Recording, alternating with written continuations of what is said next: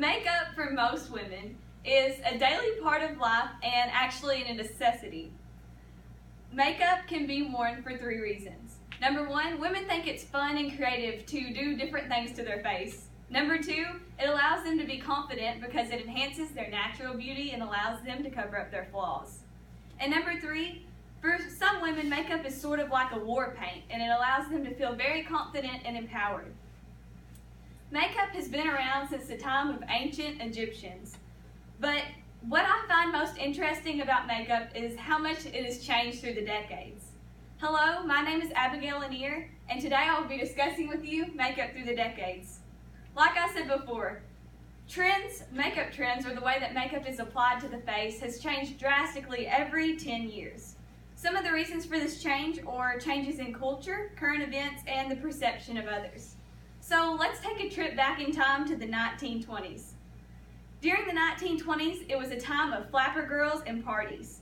Makeup was applied very palely to the face. Girls wore heavy, dark eye makeup, and the most noticeable feature of the face was the lips. The girls wore very dark lipstick and focused on really defining the upper part of the lip, also known as the Cupid's bow. 2 major influences at this time were Coco Chanel and Josephine Baker. And Coco Chanel is pictured right behind me so you can see the kind of makeup she's wearing. 10 years later, in the 1930s, it was a time of the old Hollywood glam. The lips were still dark, just like they were in the 20s. Skin was very flawless, and thin liner was applied to the eyes. Brows were very thin and very arched. During this time, 2 major influences were Lucille Ball and Katharine Hepburn. 10 years later, in the 1940s, it was more natural. There was only a hint of blush, and the brows grew out fuller than they were in the 30s, but they still remained very well groomed. 2 major influences at this time were Joan Fontaine and Judy Garland. And by the way, Judy Garland was the actress that played Dorothy in The Wizard of Oz, so if you want to think about what makeup was like in the 40s, picture her.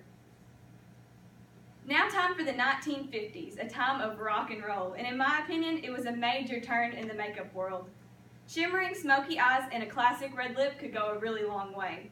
Liner was bold and black and sometimes was winged out towards the outer corner of the eye. 2 very well-known influences at this time were Marilyn Monroe and Audrey Hepburn. 10 years later, during the 1960s, makeup remained light and airy, and most of the focus was on the eyes. Light blush was applied to the apples of the cheeks, and 2 colors of eyeshadow were blended together. A major influence of makeup at this time was Farrah Fawcett. Now time for the disco decade, the 1970s.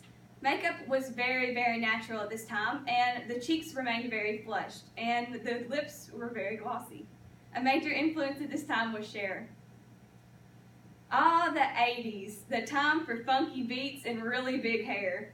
Makeup, or basically anything in the 80s, remained bright and bold. So when you think of a typical 80s girl, you think of someone with bright blue eyeshadow applied all the way up to their eyebrow, bright blush, and bright lipstick. And behind me is pop singer Blondie, and she displays this type of makeup. 10 years later, only 10 years ago, well, a little over 10 years ago, was the 1990s, and that was a time for grunge.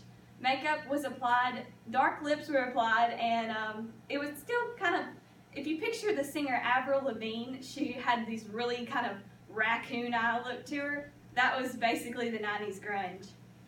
Today, makeup remains a way for women to feel confident and empowered, and it can't be easily as defined as these past decades have been. But I think it's very interesting to see how makeup changes over time.